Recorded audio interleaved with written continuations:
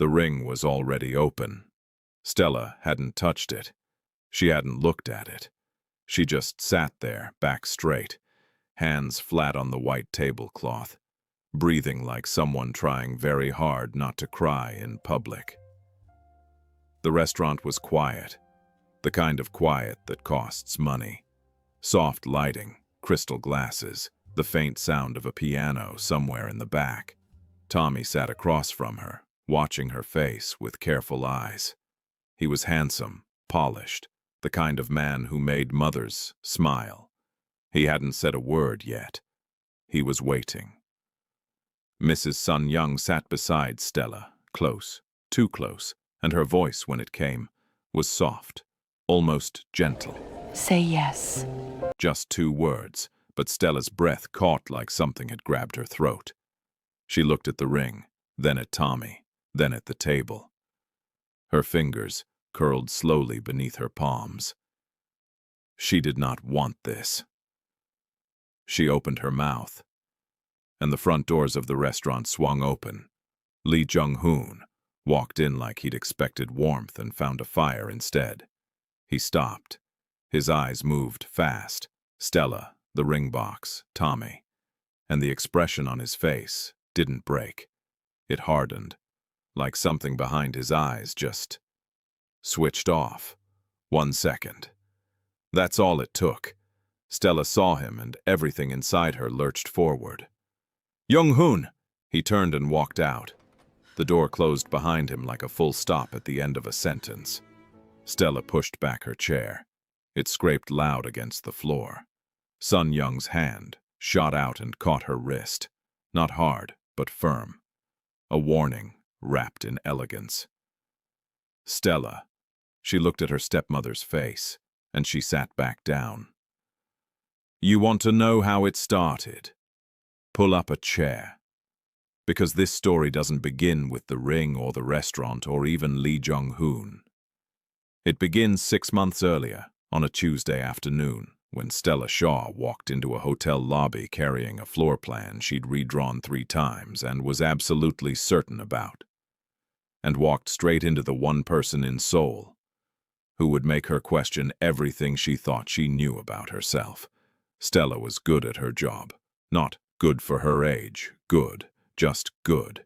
She had the kind of focus that made senior designers nervous and junior ones take notes. She cared about space, not just how rooms looked, but how they made people feel the moment they walked in. Light placement, texture layering, the specific angle at which a sofa should face a window. She cared about things most people never noticed, and she was in the middle of explaining exactly why the east-facing lounge needed a full structural reconfiguration when Lee Jung-hoon cut her off. The budget doesn't support a full reconfiguration. She looked up. He was standing at the head of the conference table, arms crossed, expression unreadable. Project lead. She'd seen his name on the brief. Lee Jung-hoon. She hadn't expected him to be this certain about being wrong. The budget doesn't support it now, she said, keeping her voice level. But if we don't fix the natural light issue, you'll spend twice as much in 18 months replacing materials that aged poorly because of it. I've seen it happen. A pause. He looked at her like he was recalculating something. You're suggesting we spend more now to save later. I'm suggesting we don't cut corners on the things guests will actually remember. Another pause. Longer. Show me the revised numbers, he said. Not an agreement, not a dismissal, just a door left slightly open. She showed him the numbers. He didn't say she was right, but he approved the reconfiguration by the end of the week. The second meeting was quieter, less friction. He asked a question about material sourcing that was actually a good question, and she answered it honestly, and they spent 40 minutes talking about a ceiling detail that neither of them could stop second-guessing. By the third meeting, he'd started remembering things, small things, the way she'd described a particular texture as something your hands want to argue with. The specific concern she'd raised about acoustics in the atrium. He brought it back up, unprompted, with a precision that meant he'd been thinking about it. That was the moment something shifted. Not fireworks, not a dramatic realization. Just a small, quiet shift, like a room finally getting the light right. At home, though, the light was always slightly off. Stella's home was beautiful. Mrs. Sun Young made sure of that. Every surface is curated, every corner is intentional. She had impeccable taste, and the kind of discipline that made people both admire and exhaust themselves around her. She wasn't cruel. That's the thing people misunderstand about women like Sun Young. She wasn't some cartoon villain. She was a woman who had been hurt, deeply, completely, in the marrow kind of way, and had rebuilt herself so thoroughly that the armor had become the person.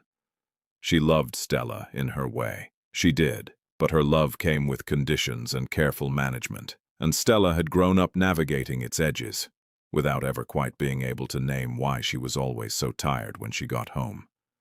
Tommy was different. Easy. He'd been in Stella's life for 2 years. Sun Young's choice, not Stella's, though it had never been said out loud that way. He was warm, the way hallway carpeting is warm, comfortable, safe. He softened the tension between Stella and Sun Young, and he was genuinely fond of Stella. And none of that was the problem. The problem was that Stella didn't love him. She hadn't said that yet. Not to herself, not to him, not to anyone. But she was starting to know it. By month 2 of the hotel project, she and Jung-hoon had a rhythm. Not a romantic one, not yet. Just a rhythm. The way two people find out when they're both serious about the same thing. She'd push a design decision. He'd push back with logistics. They'd argue, not aggressively but honestly. And then one of them would say something and the other would go quiet and they'd land somewhere better than where they started. He was consistent. That was the thing about him. He didn't perform warmth and then disappeared. He didn't say one thing in the meeting and behave differently after. He was the same person at 9 a.m. on a Monday as he was at 7 p.m. on a Friday when the project had gone sideways and everyone else was spiraling. One evening they ended up working late. Everyone else had left. The hotel's temporary site office had gone quiet and Stella was staring at a wall she'd repainted 4 times. And Jung-hoon brought her a cup of tea without asking if she wanted one. She looked at it. "You remembered," she said. "You drink it every time we have a meeting." Clears throat. "Green, no sugar." She laughed, small, surprised. "I didn't think anyone noticed." He sat down across from her, cup in his own hands, and looked at the wall. "You moved that swatch 3 times in the last hour." "4. What's wrong with it?" She sighed. Not the kind of sigh that means tired. The kind that means she'd been carrying something all day. "It's the right color. I know it's the right color. But something about the context isn't landing. The room isn't speaking yet." She glanced at him. "That sounds strange." "It doesn't. Most people would say it does. Most people aren't doing this job properly." A beat. She looked at him. He was still looking at the wall. Calm. Not performing understanding. Just having it. "The room doesn't know what it's for yet," she said slowly. "That's what it is. We've given it all the right elements, but we haven't given it a reason." He turned to look at her. "Then give it one." She did. She figured it out that night. And the next morning she came in early and repositioned the entire East Lounge concept around a single emotional anchor, and it was the best work she'd done in a year. She didn't tell him that, but she thought about it. Back home, that same week, Sun Young asked about the project at dinner. "It's going well," Stella said. "The lead is sharp. We disagree sometimes, but it actually makes the work better." "The project lead," Sun Young said, picking up her chopsticks with practiced elegance. "What's his name?" Stella didn't think twice. "Lee Jung-hoon." The chopsticks stopped moving. Not a dramatic freeze, just a pause. Half a second, maybe less. but in a woman as controlled as Sun Young, that pause was a scream. Stella noticed, filed it away. She didn't know what to do with it yet. Sun Young set her chopsticks down slowly. She lifted her water glass. Her face was composed again. Fully, flawlessly. "Interesting," she said, and changed the subject. "Welcome back to this channel. If you're new here, hit that subscribe button and stay with us, because this story is only getting more complicated." Weeks passed. The hotel project moved toward its final phase. And somewhere in that stretch of late evenings and rescheduled meetings and too much coffee, Stella and Jung-hoon moved from colleagues into something that didn't have a clean label yet. He started texting her links, design articles, a photo of a restaurant interior in Tokyo that she might find interesting. She started responding with her actual opinions instead of polite acknowledgement, and he started pushing back on her opinions. And somehow those arguments felt more alive than most conversations she had with people she'd known for years. One afternoon, they walked back from a site visit, and he said, out of nowhere, "Why interior design?" She glanced at him. "Why does anyone do anything?" "That's not an answer." "No." She thought about it for a moment. The real answer. "When I was 12, my mother got sick. We were in and out of hospitals for 2 years, and hospital rooms they're designed to make you feel like you don't matter, like you're temporary, like your presence is inconvenient." She paused. "I kept thinking someone should fix that. Someone should make spaces that tell people they're allowed to be there, that they're seen." Another pause. "So, eventually I decided to be that someone." Jung-hoon was quiet for a moment. "That's a good reason," he said, not effusively, just directly, like it was simply true. She looked at him. He wasn't looking at her with pity or that particular tenderness people perform when you mention something painful. He was just looking at her, level, present, she thought. This man is genuinely good.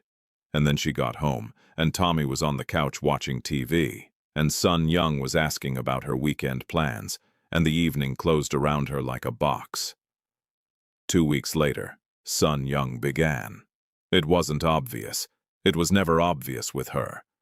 It started as questions, thoughtful-seeming questions.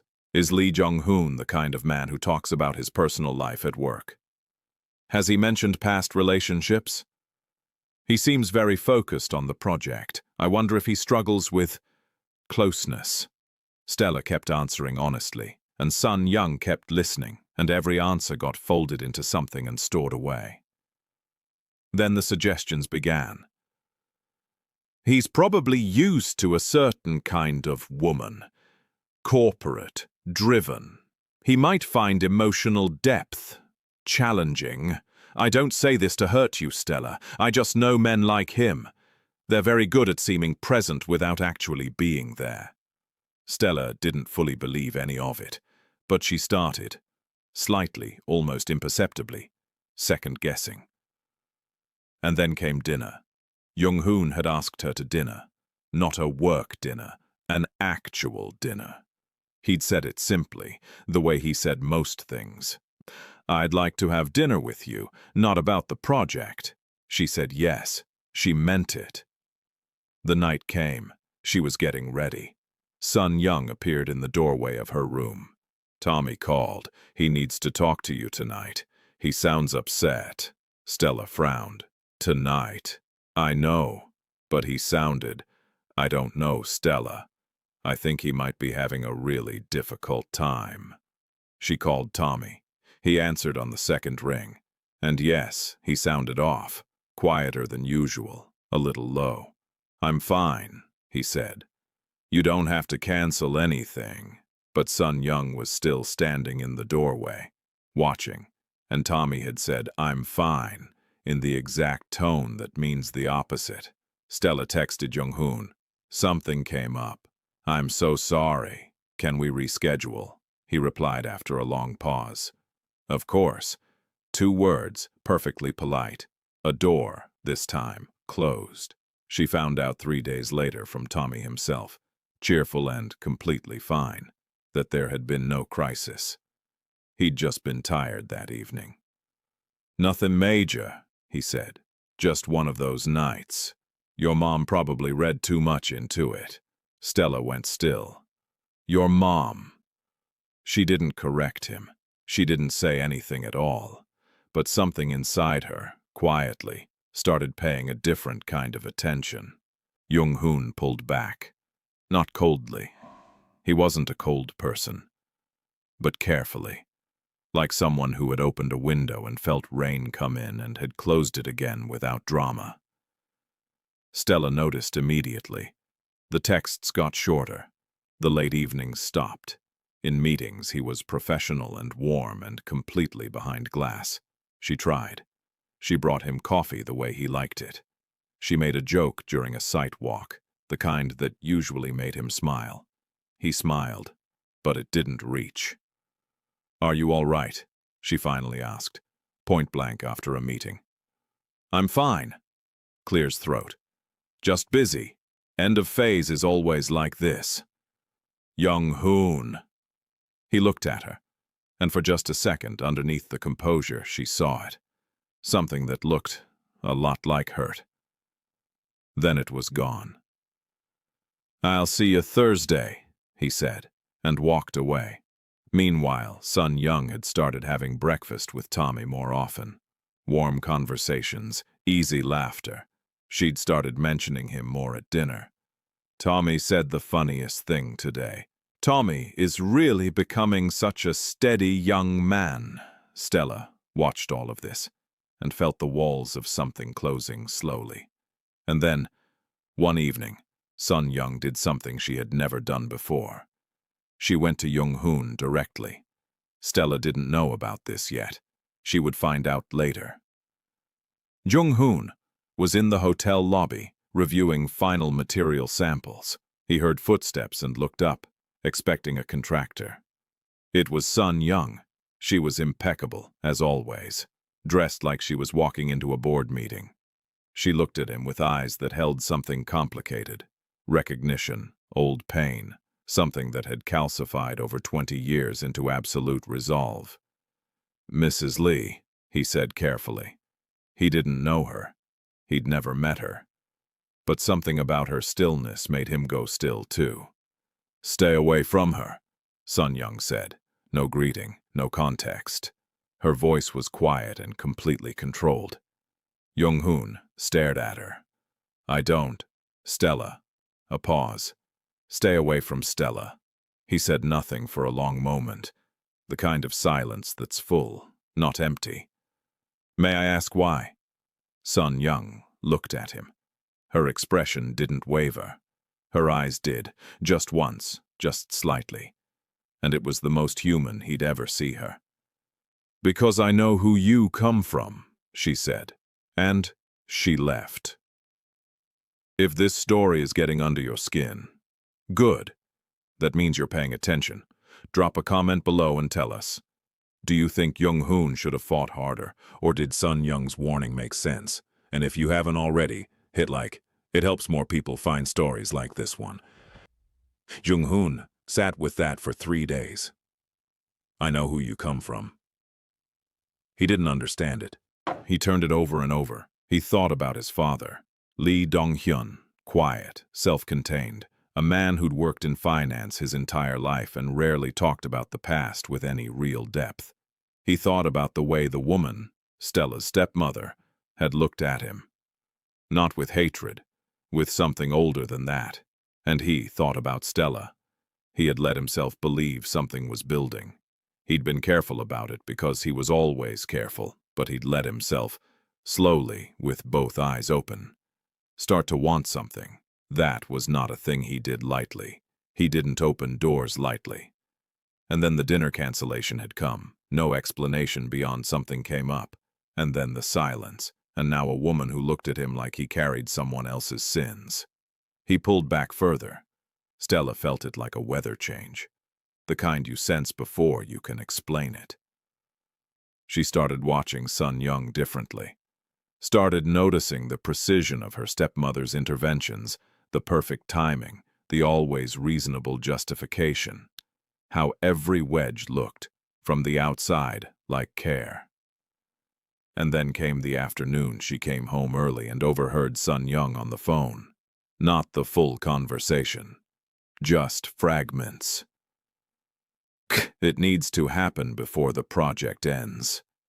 Tommy is ready and she's almost there. I can't explain why. I just need you to trust me on this one.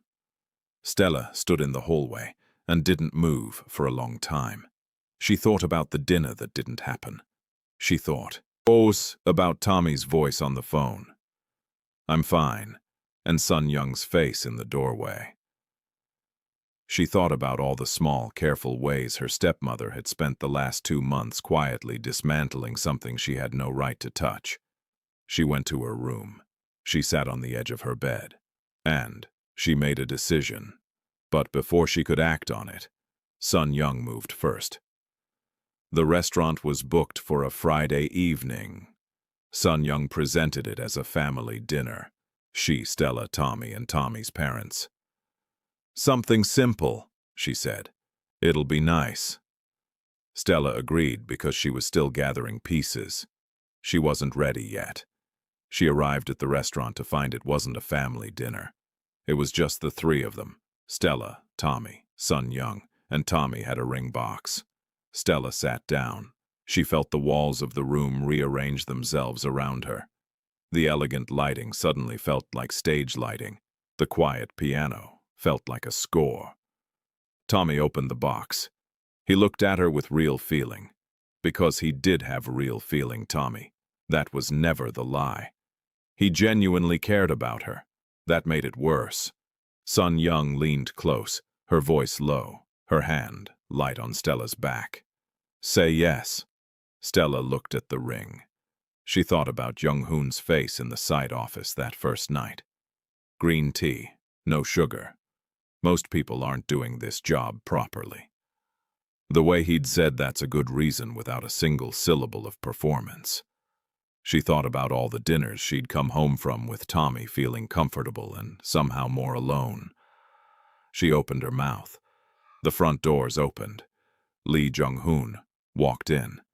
He'd been called by a colleague who'd seen the reservation, who'd thought he should know, because Seoul is a city that gossips even in silence. He'd come without fully deciding why. He'd come because, apparently, when it came to Stella, his usual careful reasoning broke down. He saw her.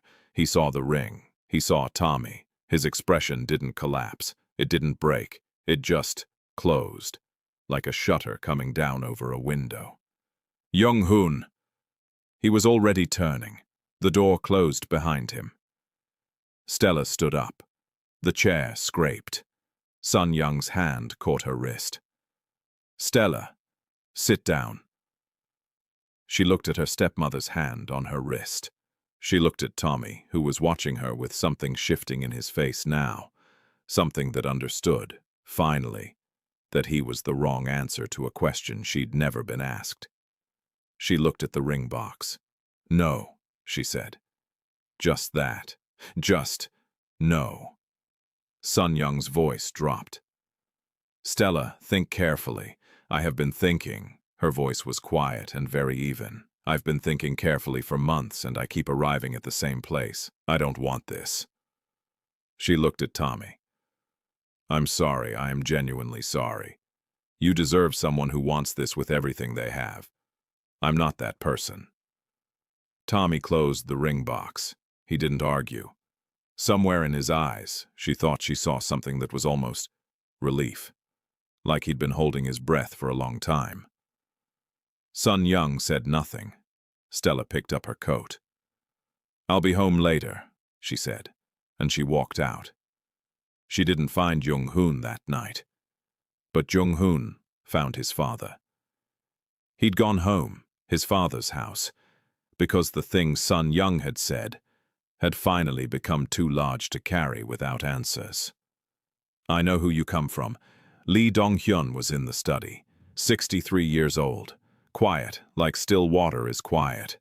He looked up when his son walked in, and something in Jung-hoon's face made him set his book down. "Who is Sun Young?" Jung-hoon asked. A pause. Long. The kind of pause that rewrites the room. Breath. "Where did you hear that name?" "She came to see me. Stella's stepmother. She said she knew who I came from and told me to stay away from Stella." He watched his father's face. "Dad, who is she?" Dong-hyun sat back. He looked like a man watching a door open that he'd spent 20 years keeping closed. "Her name was Shaw Sun Young," he said, "before she married. You knew her." "We were engaged." Jung-hoon went still. 22 years ago, his father continued. His voice was measured, but there was weight in it. The weight of something that had never been fully set down. "We were engaged, and then I tried to reach her. For weeks. Every call went unanswered, every message is unreturned. Her family told me she had moved on, that she didn't want contact." A pause. "I believed them. I had no reason not to." "What are you saying?" "I'm saying I didn't leave her. I tried for 4 months to reach her, and then I stopped. Because what else could I do? You can't hold on to someone who won't hold back." He looked at his son. "Whatever she believes happened, Jung-hoon. I didn't walk away. Someone made sure those messages never arrived." Jung-hoon processed this slowly. "She thought you abandoned her," he said. "Apparently. For 22 years.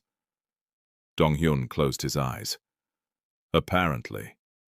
The room was very quiet. "There's something else," his father said, and his voice changed. Softer, more careful, the way you handle something fragile. "Before everything collapsed, we lost something. Before she would have known. Before I did." He opened his eyes. She was pregnant. It was early. She may not have known yet when everything fell apart. Jung-hoon sat with this for a long time. Everything rearranged itself. The woman in the restaurant lobby. The absolute cold of her warning. The way her eyes had flickered, just once, when she looked at him. She hadn't looked at him and seen a threat. She'd looked at him and seen his father's face. Before we keep going, if this story is hitting you somewhere real, please like this video and subscribe to the channel. We tell stories that stay with you, and trust us, you don't want to miss what comes next. Stella found Sun Young in the living room. It was late. The house was quiet. Sun Young was sitting in the armchair by the window, not doing anything, not reading, not on her phone. Just sitting in the dark with the city lights coming in behind her. Stella turned on the lamp. Sun Young looked up. She looked not different, but smaller somehow. The composure is still there, but thinner. "Stella, I want to know about Lee Dong-hyun." Silence. Sun Young looked at her for a long moment. Then she looked away. "How?" "It doesn't matter how. I want to know." A long pause. The clock on the mantel ticked. "I loved him," Sun Young said. The words came out like something she'd kept in a closed drawer for 20 years and was now holding up to the light. Uncertain, slightly faded. "I loved him completely. And he left. He just stopped. All of it. Calls, messages, everything. Gone." Her jaw tightened. "I was pregnant. I didn't even know yet when it happened. I found out after." Stella's chest ached. "And you lost the baby," she said quietly. Sun Young's chin lifted. "Yes. And you spent 20 years believing he just chose to leave." "What else was I supposed to believe?" "The evidence was—" "Sun Young." Stella kept her voice steady. "He didn't leave. His father told Jung-hoon. Someone intercepted those messages. He tried to reach you for 4 months." The silence that followed was the loudest thing Stella had ever heard. Sun Young's face didn't crumble. She was too controlled for that. But something moved behind her eyes. Something vast and old and unbearably heavy. That's not... She stopped. It's true. That's not... Her voice broke, just once, just for a second. Sigh, that's not possible. I think it is. Sun Young turned toward the window. Her hand came up and pressed flat against her collarbone. She breathed. Stella watched her stepmother. This woman who had armored herself in elegance and control and careful management, who had rebuilt her entire life around a wound that had been dealt by a lie, and felt something shift in her own chest. Not forgiveness exactly. Not yet. But something adjacent to it. You were protecting your pain, Stella said, not me. Sun Young closed her eyes.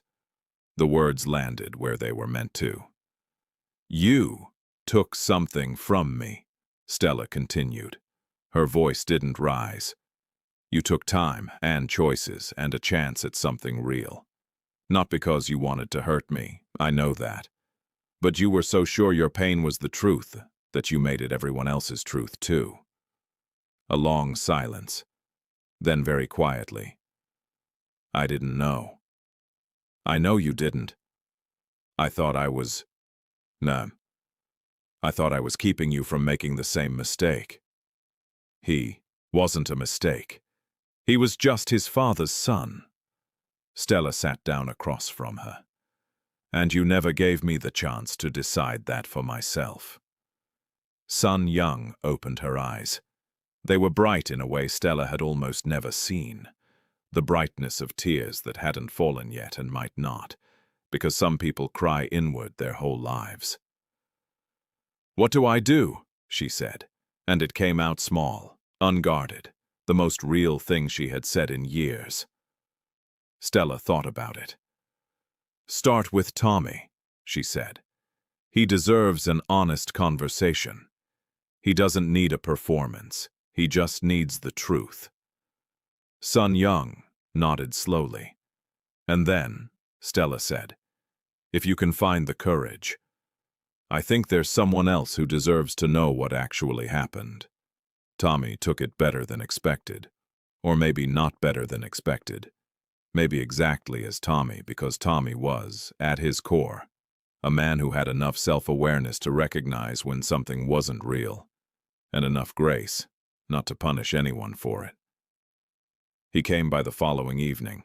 He and Stella sat in the kitchen with tea and had the most honest conversation they'd had in 2 years. I think I knew, he said. Chuckle. Not a happy laugh, the soft kind, the kind that means, I knew and I let myself not know. I think I did too, Stella said. I'm sorry it took me this long.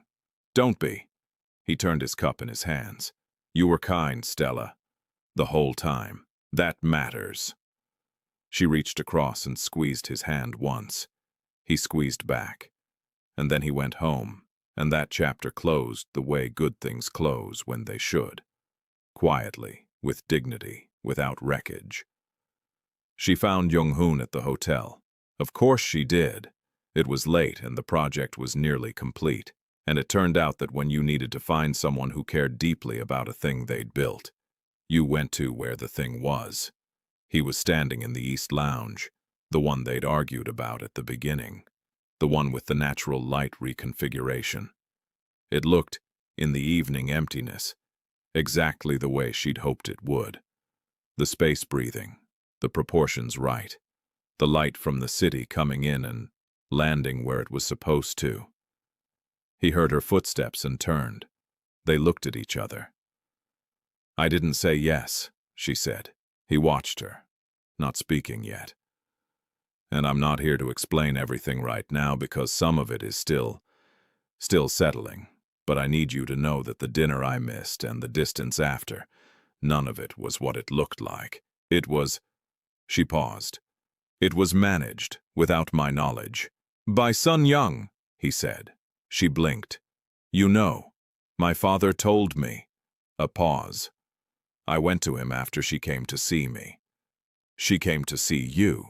She told me to stay away from you. He looked at her steadily. I didn't do a very good job of that. Something in her chest loosened, just slightly.